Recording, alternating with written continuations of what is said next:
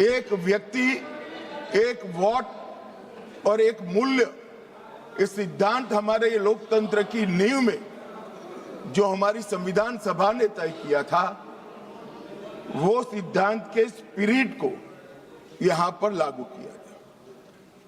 मान्यवर, ये पूरे सदन में 543 सदस्य बैठते हैं।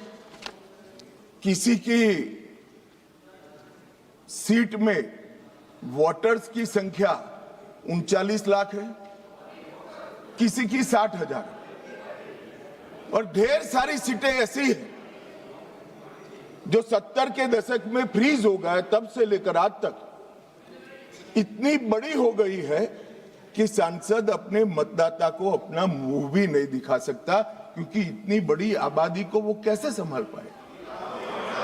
मान्यवर, जो मतदाता है उसकी अपेक्षाएं होती है, उनकी समस्याएं होती है, और समस्याओं के निराकरण के लिए वो सांसद के पास भी जाना चाहता है, मिलना भी चाहता है। क्या इस सदन में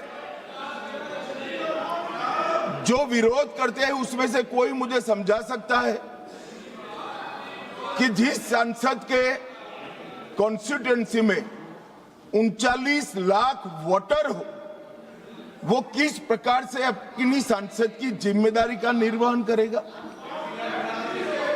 और इसी विषय को दृष्टिगत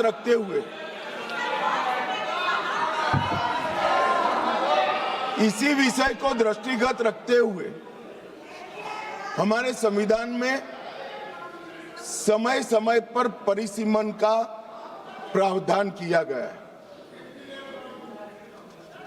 और परिसीमन के प्रावधान से ही एससी और एसटी जो जिसकी संख्या बढ़ती है उसकी सीटें भी बढ़ने का प्रावधान है। तो एक प्रकार से जो परिसीमन का विरोध कर रहे हैं वो एससी और एसटी सीटों की बढ़ोतरी का विरोध कर रहा है, वो ध्यान में रखें। मान्यवर, संतुलित, समावेशी और व्यवहारिक लोकतांत्रिक ढांचा ये तैयार करना, इसकी जिम्मेदारी संविधान ने सरकार जो अधिकार में होती है उसको दी। तो अभी ये जिम्मेदारी नरेंद्र मोदी जी की सरकार को दी गई है। उनको पसंद नहीं है, मगर ये तो देश की जनता निर्णय करती है। वो वंश परंपरागत नहीं होता है, वो लोग चुनकर भेजते हैं। संघीय संतुलन बनाने रखना, लोकसभा में जनसंख्या के अनुरूप प्रतिनिधित्व आना और राज्यों की शक्तियों के बीच में भी संतुलन बनाना, ये परिसीमन के उद्देश्य संविधान सभा की चर्चा और हमारे संविधान में परिसीमन का जो जिक्र है उसमें कहे।